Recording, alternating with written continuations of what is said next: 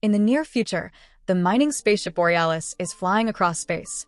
The entire crew is in cryosleep, as there are still 4 years left to reach their destination. Suddenly, an asteroid hits the ship, causing significant damage and raising the alarm. Inside his cryopod, Andy is startled awake by a video of his family, who are still on Earth. The ship's AI announces a hull breach and activates the survival system. Mechanical arms begin constructing a special suit around Andy, equipped with limited oxygen and its own AI. Shortly after, the emergency launch is triggered, and all the cryopods are ejected from the Borealis.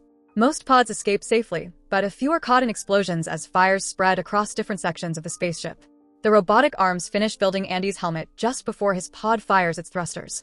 However, as the pods enter the atmosphere of the nearest planet, the gravitational pull increases, causing them to descend dangerously fast. Some pods catch fire and explode on the way down. Andy's pod opens its wings, but they break, and the thrusters fail. The pod hits elevated terrain and crashes, sliding across the hard ground before stopping against a pile of dirt. Andy briefly sees a vision of his family before waking up. His AI detects signs of a heart attack, but Andy deactivates the defibrillator just in time. Looking out the window, he realizes he's stranded in a barren land. He tries using the radio, but no one responds.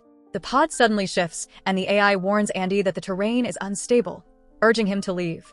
However, the door won't open. Checking the survival kit, Andy finds it lacks a flare gun due to his low rank. Kicking the door doesn't help, so he uses a fire extinguisher to break the glass. As he tries to exit, the pod rolls over, causing him to fall back inside. The broken glass tears his suit, leading to oxygen loss. Thankfully, he uses a repair spray to seal the tear. Moments later, the engine short-circuits, igniting a small fire behind the seat. Grabbing his son's toy, Andy clears away some dirt and escapes the smoking pod. He looks up to see the Borealis on fire, plummeting from the sky before crashing and causing a massive explosion. The resulting shockwave knocks Andy over, but he quickly recovers.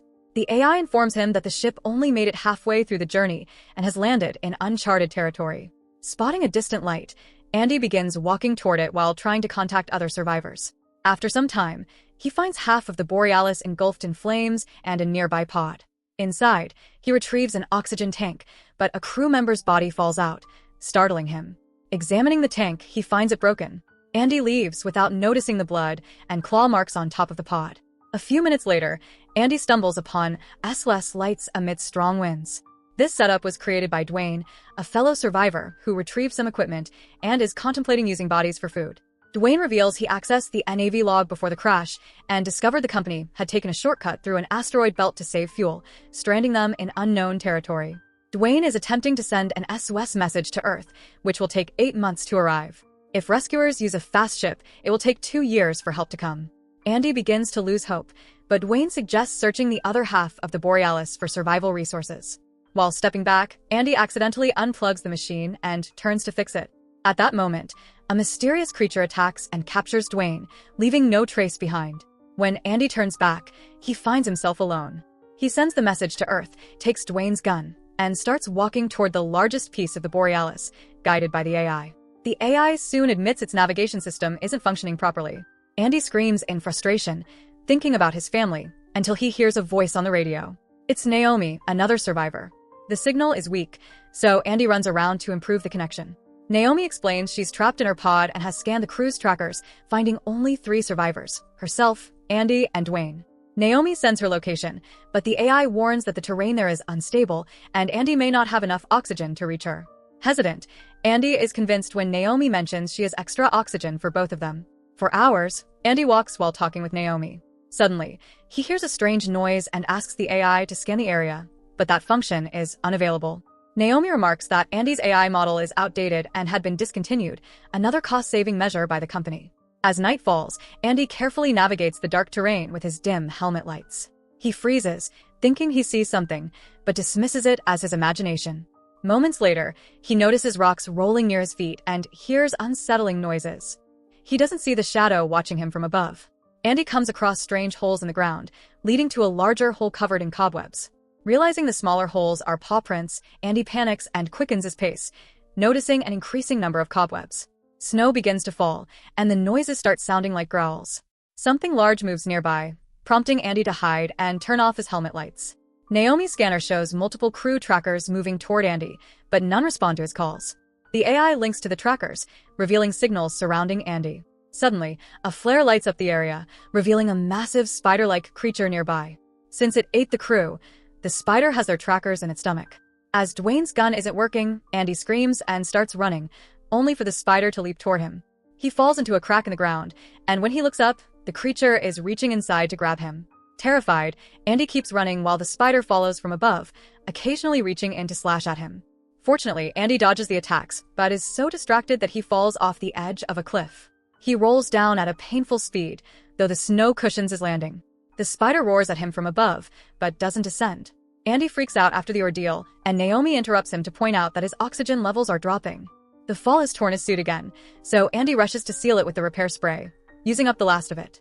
At that moment, Dwayne's voice comes through the radio, asking for help as he fights off multiple spiders. Naomi insists that Andy should help him, but Andy is hesitant, unwilling to face the monsters, especially since his scanner isn't working properly. Naomi convinces him by reminding him that Dwayne might have oxygen. Andy sprints among the crashed pods, following the flares Dwayne is shooting until he finally locates him. Just as Dwayne is about to share the spider's weakness, one of the creatures attacks him again. Andy hides and listens helplessly over the radio as Dwayne is killed. He moves to another pod, hoping to escape, only to discover a second spider nearby, feeding on bodies. Naomi activates the lights and AI voice in one of the pods, distracting one of the spiders and allowing Andy to run and hide in another pod. She tries to distract the second spider by activating another pod but accidentally turns on the lights in Andy's pod, startling him when he notices a body inside. Luckily, Naomi manages to activate all the remaining pods, distracting both spiders and giving Andy a chance to flee. The spiders soon realize they've been tricked and start chasing him but stop abruptly when he enters a foggy area. Once they leave, Andy tells Naomi to find a safe spot as well, but Naomi reveals she can't feel her legs. Panicking, she starts to have an anxiety attack, so Andy sings the song he used to sing for his son to help calm her down. Continuing his journey, Andy comes across a breathtaking display of fireflies glowing in the dark. One lands on his helmet and suddenly turns red to attack him. While a single firefly doesn't do much harm, the others quickly follow suit, turning red and attacking together. Andy runs to escape, leaving the fireflies behind, but the growling sound of a larger predator warns him that they were frightened off by something even more dangerous. The ground suddenly opens, and a massive monster's mouth emerges, capturing Andy and covering him in a sticky, foul substance that freezes him in place. The creature starts swallowing him inch by inch. Remembering the AI, Andy announces he's having a heart attack, activating the defibrillator. The electric shock is so strong that the monster spits Andy out. Enraged, the monster comes after him again. Andy flees and hides inside what looks like a hollow tree trunk. However, a hole in the ground causes him to fall into a firefly nest. The fireflies immediately turn red and begin attacking him, poking him repeatedly. Andy runs frantically and escapes the tunnel, leaving the fireflies behind. Finally, he reaches Naomi's pod. She opens the door, allowing him inside, so he can breathe freely again. Andy tries to free Naomi's trapped leg, but his hands aren't strong enough. Thankfully, Naomi's emergency kit, provided due to her higher rank, includes advanced tools. Andy uses one to free her leg. Naomi feels some pain, but fortunately, her leg isn't broken. The pain makes it hard for Naomi to walk, so Andy improvises a splint to help her. While Naomi examines Dwayne's gun, a horde of spiders slowly surrounds them. The duo immediately starts running, with Naomi repeatedly asking her suit AI to inject her with medicine to keep her leg moving. As the spiders chase after them, Naomi and Andy reach the other half of the Borealis, which appears to be in decent condition. One spider nearly catches them, but Naomi fires a flare, causing the monster to chase after it. She shoots a second flare to distract the other spiders, allowing them to climb the hill and finally enter the Borealis. Naomi struggles with the control panel while the spiders close in, but just as one is about to breach, she manages to shut the door, crushing the creature in the process. The remaining spiders pound on the door as Naomi and Andy begin investigating the ship. Despite some damage, the lights work, which means the backup generator is functional. The cargo hold contains supplies and a stabilized atmosphere, ensuring they can survive there until help arrives. As they explore, they notice a trail of blood in the corridor, which leads them to the main console, covered in guts and cobwebs. They hide upon seeing a large spider enter and open its stomach to drop human parts and a helmet. Andy feels sick but forces himself not to vomit. Thankfully, the spider leaves without noticing them. However, a hatch in the ceiling suddenly opens and an even bigger monster emerges. Andy immediately shuts the door for safety, but Naomi scolds him, pointing out that they're now trapped in an airlock. The larger spider pounds on the right door while Andy futilely tries to break the left door with a tool. With no way out, they sit down, resigned to their fate. Andy plays a video of his family and confesses that they died in a car crash he was driving, leaving him with survivor's guilt. Naomi scolds him again, reminding him that she's alive because of him.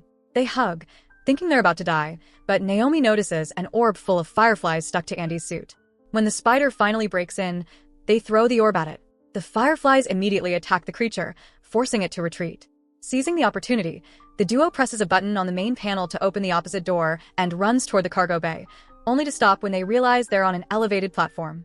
The spider shakes off the fireflies and resumes chasing them. Unable to close the door, the duo jumps off the platform to avoid the attack. Andy throws a spray canister into its mouth, and when the spider bites it, the canister explodes, giving them another chance to escape. The spider then runs along the ceiling to catch up, leaping to land directly behind them. Both fall, but Naomi gets up quickly and distracts the monster by running, telling Andy to figure out a way to kill it. Andy notices pods in the cargo bay and asks his AI to locate a functional one, which is at the very top. Andy climbs the stack of pods as fast as possible, reaching the top platform just as Naomi is struck by the spider.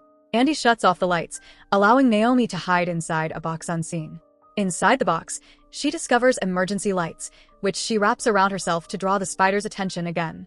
Meanwhile, Andy attempts to eject the pod, but the AI explains that it can't be done because the power is off. His only option is to eject it manually from inside. Andy enters the pod and connects his AI to it. While he prepares, Naomi emerges with the lights hanging around her body, luring the spider away. Looking at his son's toy, Andy says goodbye to his AI and waits for the right moment to eject the pod. A memory of the car crash flashes through his mind as he crashes the pod onto the spider, finally killing it. Naomi runs to Andy's body, crying and begging him to wake up. After a tense moment, Andy stirs, alive and well. Relieved, the duo heads to the window and watches the beautiful sunrise together, holding hands. So that's it. Hope you enjoy the story. Subscribe and press the bell icon for more videos.